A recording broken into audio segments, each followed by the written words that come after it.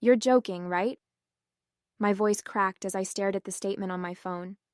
Every penny I'd spent years saving for a down payment, gone. Where's my money?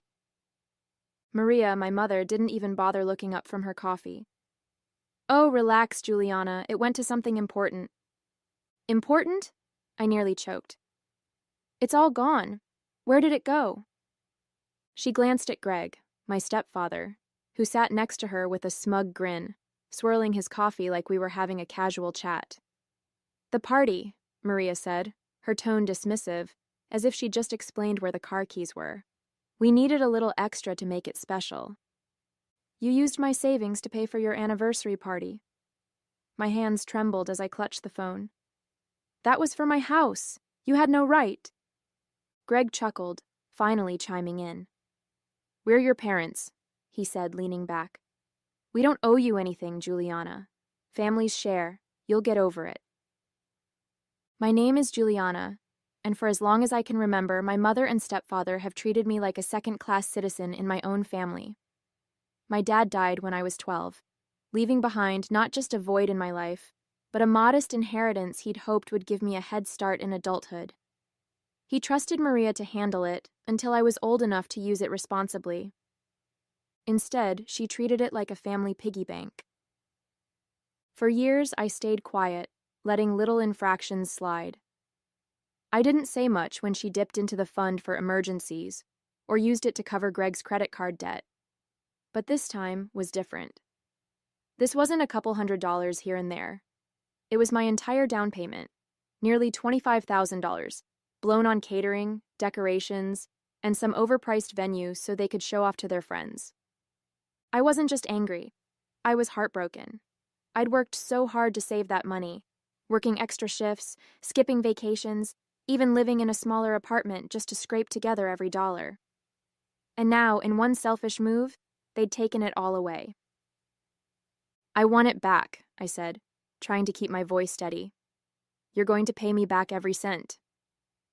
Maria rolled her eyes, setting her mug down with a clink. Don't be so dramatic, Juliana. It's not like you're homeless. You can always save more. It's not about that, I snapped. It's about the fact that you stole from me. That money was mine. Greg smirked, clearly enjoying the show. Technically, it was your dad's money, and we're your parents. We're the ones who decide what's best for the family. The word family hit me like a slap. For years, they'd used that word to justify everything, from borrowing money without asking to dismissing my feelings whenever they crossed the line.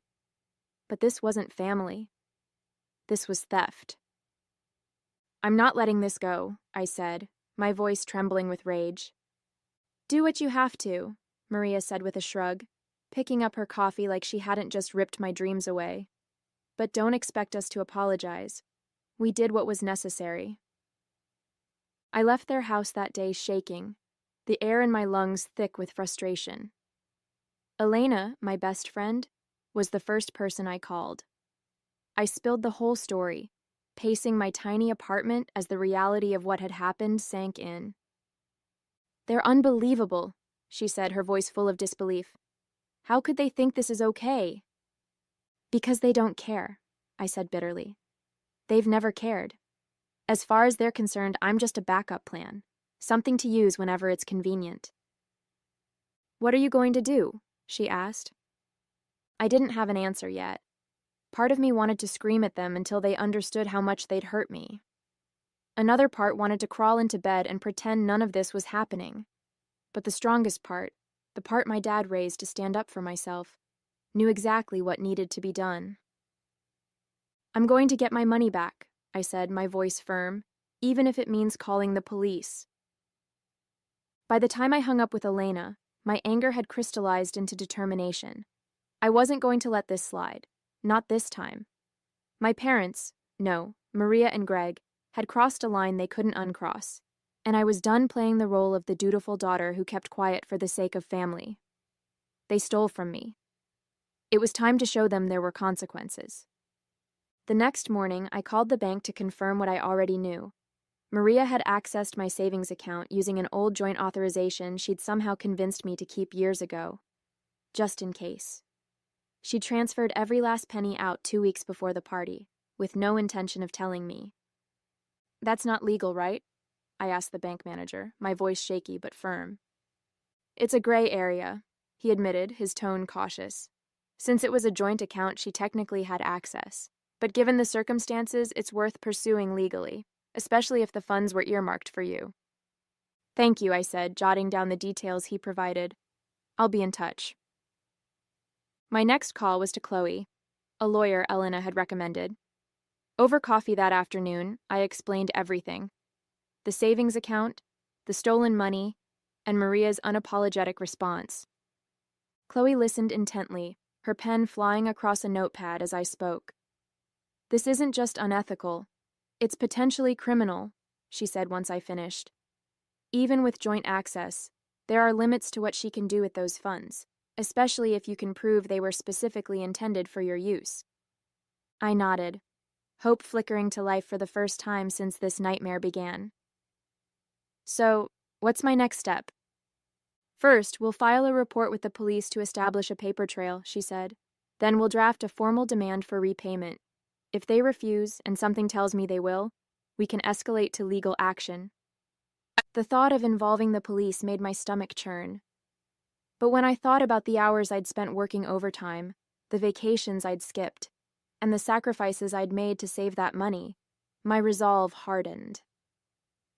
Maria and Greg thought they could walk all over me because I was their daughter. It was time to prove them wrong. Filing the police report was both nerve-wracking and oddly liberating. Sitting across from the officer at the station, I recounted the entire story, showing him copies of the bank statement Chloe had helped me pull together. "So, your stepmother accessed your account without your consent and used the money for personal expenses?" the officer summarized, his pen poised over the form. "Yes," I said, my voice steady. "She used it to pay for a party. I had no idea until after the fact." He nodded, jotting down notes. "This falls under unauthorized use of funds, given the circumstances. We'll open a case and follow up with your parents. You'll want to let your lawyer know so she can coordinate on her end." As I left the station, I couldn't help but feel a small sense of satisfaction. For once, I wasn't letting them get away with it. The fallout began 2 days later when Maria called me, her voice tight with anger. "What the hell is this?" she demanded. "The police just showed up asking about your precious savings." "It's exactly what it looks like," I said calmly. "You stole from me, so now you're dealing with the consequences." "Stole?" she scoffed. "Don't be ridiculous, Juliana. We're family. That money was for all of us." "No, it wasn't," I shot back. "It was for me. Dad left it for me, and you had no right to touch it." Greg chimed in from the background, his voice dripping with sarcasm. "Oh, come on. Don't tell me you're taking this seriously. What are you going to do? Take us to court?" "If I have to," I said. "You brought this on yourselves." Maria let out a bitter laugh. "You're being dramatic. Do you really think this is going to get you anywhere?" "We'll see," I replied before hanging up. Meanwhile, Chloe was working behind the scenes to prepare for the next step. She'd already sent a formal demand letter to Maria and Greg, outlining the amount they owed and giving them a deadline to repay it. As expected, they ignored it. "They're doubling down," Chloe said during one of our meetings, "which is exactly what we want. The more resistant they are, the worse it'll look for them if this goes to court." "And if they refuse altogether?" I asked. "Then we escalate," she said simply. "But don't worry. You're in a strong position. Between the police report, the bank records, and your father's will, we've got more than enough to back up your case." Her confidence bolstered mine. For the first time in years, I felt like I had the upper hand. Maria and Greg had always treated me like I was powerless, but now I was proving that I wasn't. The final straw came when Greg posted a smug photo from their anniversary party on social media, complete with a caption thanking their friends and family for making the night so special. The image of him raising a champagne glass, standing next to Maria in her rented designer dress, made my blood boil. They were still reveling in their victory, blissfully unaware of what was coming next. Enjoy it while it lasts, I muttered to myself, saving the photo as evidence. When I showed it to Chloe later that day, she shook her head, a wry smile tugging at her lips. "They're making this way too easy," she said. "Let's make sure that champagne toast is one they'll never forget." It was a week later when the fallout finally came to a head. I was sitting at my kitchen table, sipping coffee, when my phone buzzed. It was Chloe. "They've been served," she said, her voice crisp with satisfaction. "The demand letter is now officially part of the case file, and the police are following up with a formal notice of investigation." I leaned back, feeling a mix of relief and anticipation. "How do you think they'll react?" "Oh, they'll panic," Chloe said. "And when people panic, they either double down or crumble. Either way, we win." Sure enough, Maria called me later that day, her tone frantic and defensive. "Juliana, what are you doing?" she demanded. "You're really going through with this? You'd put your own family through the legal system over a little misunderstanding?" I took a deep breath, keeping my voice calm. "This wasn't a misunderstanding, Maria. You stole from me. And if you thought I'd just let it slide, you were wrong." "We didn't steal," she shouted. "We borrowed. It was for the party. You should be proud we could celebrate as a family." I couldn't help but laugh, the sound bitter and sharp. "Celebrate? You mean flaunt my money in front of your friends, while I'm stuck scrambling to rebuild my savings? No, Maria. That's not family. That's selfishness." Greg grabbed the phone from her, his voice oozing with condescension. "You're blowing this out of proportion, kiddo. Nobody's going to side with you on this. We're your parents. We've sacrificed for you. Don't you think you owe us a little gratitude?" "Gratitude?" My voice cracked, anger bubbling to the surface. "For what? For taking what wasn't yours? For mocking me when I asked you to pay me back? No, Greg. The only thing I owe you is accountability. And trust me, you're about to get it." That evening, the police knocked on their door. Chloe had warned me not to expect fireworks. It wasn't an arrest, just a formal inquiry. But I couldn't help imagining their faces as the officers explained the seriousness of the situation. Sure enough, Maria called me again, this time with a completely different tone. "Juliana, please," she said, her voice shaking. "You didn't need to bring the police into this. We can talk about it, figure something out." "We tried talking," I reminded her. "You laughed in my face and told me to get over it. Now it's out of my hands." Her voice cracked. "This could ruin us. Do you really want to do that to your own mother?" The irony of her words hit me like a slap. Your own mother. As if she hadn't already ruined the trust between us. As if her actions didn't scream that she cared more about appearances than about me. "I didn't do this to you," I said quietly. "You did it to yourself." A week later, we were sitting across from each other at a mediation table. Chloe sat by my side, her presence steady and reassuring, while Maria and Greg fidgeted in their chairs. They looked different now, less smug, more uncertain. The reality of their situation was finally sinking in. The mediator, a calm, middle-aged man with glasses, cleared his throat. "We're here to discuss the unauthorized use of Juliana's savings account and determine an appropriate resolution. Juliana, would you like to begin?" I nodded, my voice steady as I laid out the facts. That money was meant for my down payment on a house. I spent years saving it. Maria and Greg emptied the account without my knowledge and used it to pay for a party. When I asked them to pay me back, they refused and mocked me. "I'm here to get what's mine." Maria tried to interrupt, but the mediator held up a hand. "You'll have your turn, Mrs. Grant." She sank back in her chair, her face tight with anger. When it was her turn to speak, Maria's voice was shaky but defensive. "We didn't mean any harm. We thought it was better for the family to celebrate. Juliana's young. She has time to save more. We didn't realize she'd take it this far." "You didn't realize?" Chloe cut in, her voice sharp. "You drained her account without permission and then dismissed her concerns. That's not a misunderstanding. That's theft." Greg opened his mouth to argue, but one look from the mediator silenced him. "Let's stick to the facts," the mediator said. Based on the evidence, it's clear the funds were intended for Juliana's use. Mrs. Grant, Mr. Grant, you have two options. Repay the full amount immediately, or face a civil suit, potentially accompanied by criminal charges. Maria's face turned red, her composure cracking. We don't have that kind of money lying around, she snapped. We spent it on the party. Then you'll need to figure out a way to repay her, the mediator said firmly. Otherwise, we proceed with legal action. For a moment there was silence. Then Greg leaned forward, his voice low. What if we agree to a payment plan? Chloe raised an eyebrow. That's a start, she said. But Juliana has the final say.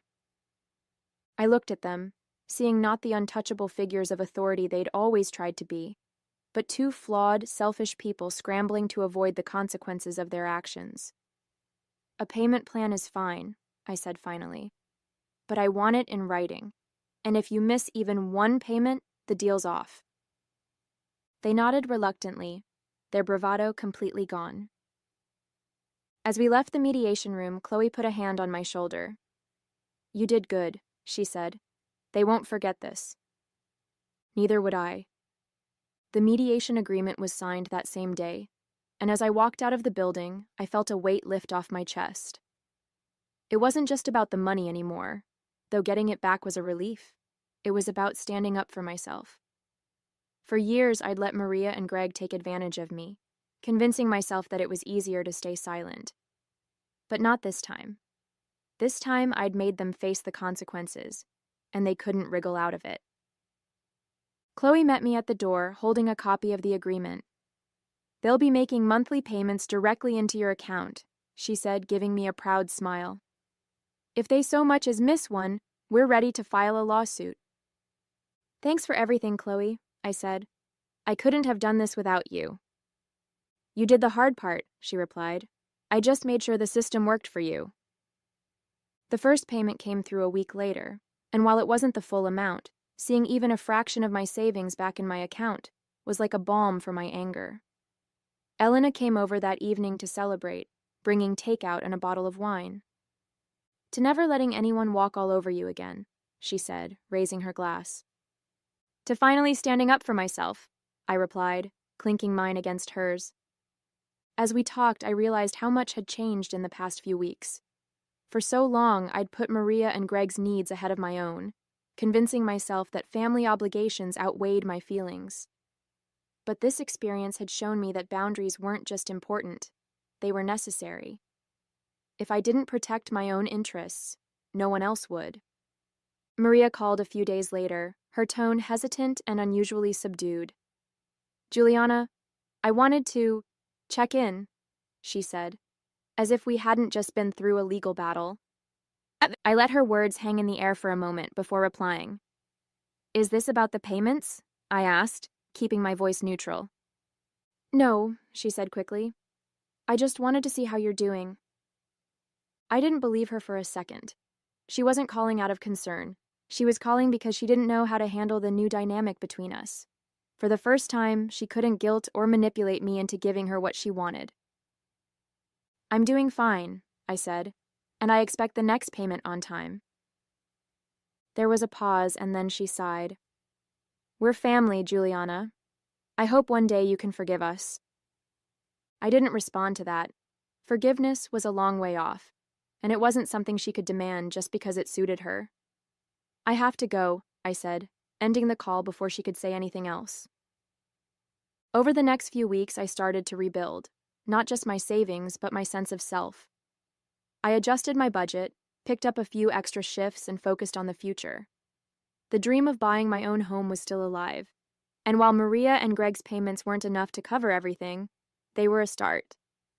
Every time a payment hit my account, it felt like a small victory, a reminder that I had taken control of my life. It wasn't about revenge.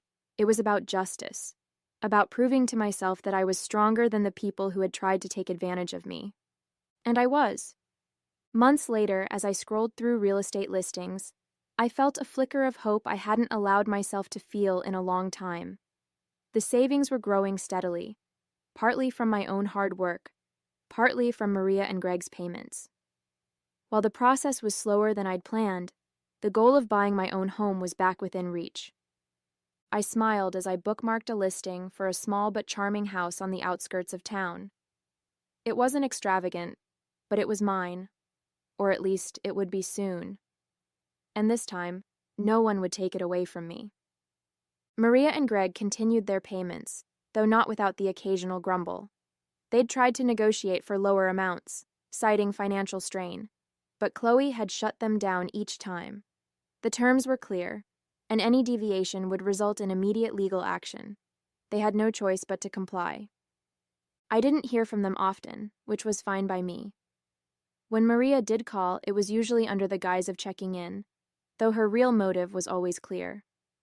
"We've learned our lesson," she said during one call, her voice strained. "I hope we can move past this someday." I didn't bother sugarcoating my response. "Moving past this starts with you taking responsibility, Maria, and that means finishing what you started."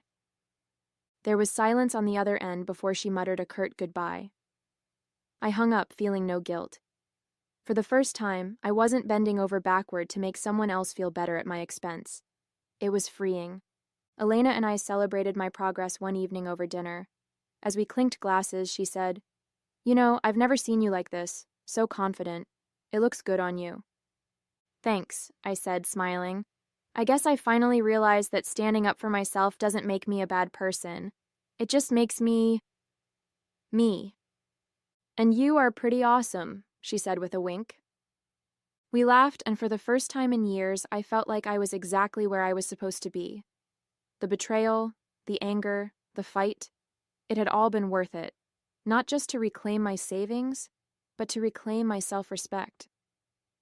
A few weeks later, I drove by the house I'd bookmarked. I parked across the street, imagining myself inside, filling it with my things, my life, my future. It wasn't just a house. It was a symbol of everything I'd worked for and everything I'd overcome. As I sat there, I thought about my dad. He'd worked so hard to provide for me, to make sure I had a foundation to build on.